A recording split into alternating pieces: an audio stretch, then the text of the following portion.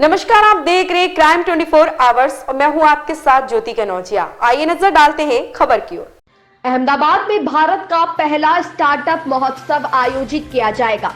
विधानसभा निर्वाचन क्षेत्र स्तरीय स्टार्टअप फेस्टिवल भारत का पहला अहमदाबाद के वेजलपुर में आयोजित किया जाएगा। इसका उद्घाटन केंद्रीय गृह और सहकारिता मंत्री और गांधीनगर लोकसभा सांसद अमित भाई शाह और राज्य के मुख्यमंत्री भूपेंद्र भाई पटेल करेंगे। इस अवसर पर सफल स्टार्टअप्स को सम्मानित किया जाएगा और नए उभरते स्टार्टअप्स को मार्गदर्शन दिया जाएगा। अहमदाबाद के वेजलपुर विधानसभा से विधायक अमित भाई ठाकर ने प्रेस कॉन्फ्रेंस को संबोधित करते हुए पत्रकारों को जानकारी दी।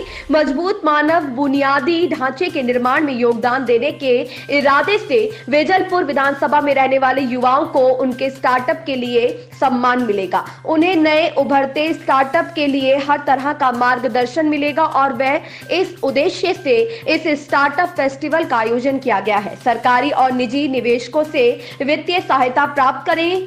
वेजलपुर स्टार्टअप फेस्टिवल का उद्घाटन शनिवार 3 फरवरी 2024 को सुबह 9:30 बजे एसजी हाईवे पर YMCA क्लब में केंद्रीय गृह और सहकारिता मंत्री और गांधीनगर लोकसभा सांसद अमित भाई शाह और राज्य के मुख्यमंत्री भूपेंद्र भाई पटेल की गरिमामय उपस्थिति में किया जाएगा, जिसमें तकनीकी सत्र, स्टार्टअप प्रदर्शनी, उद्घाटन, लाइव पिचिंग, मेंटर के साथ बातचीत जैसे विभिन्न सत्र आयोजित किए जाते हैं।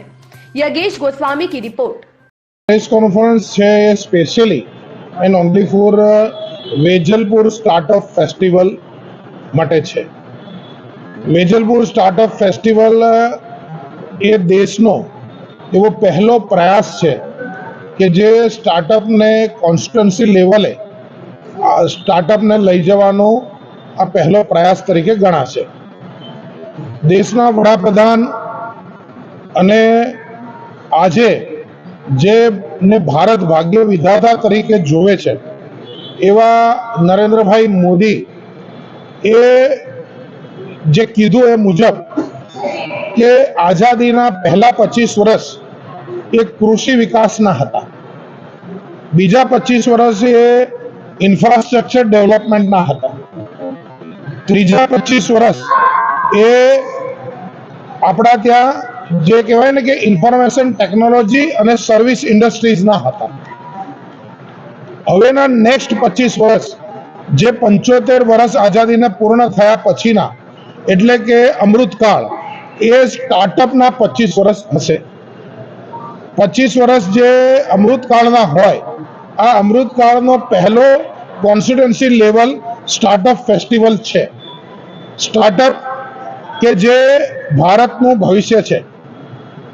વોકલ ફોર લોકલ આપણે કહેતા હોઈએ તો લોકલ યુવાનો પોતાનો બિઝનેસ શરૂ કરે અને લોકલ ઇન્વેસ્ટરો આગળ આવી અને એમને ઇન્વેસ્ટમેન્ટની અંદર મદદ કરે।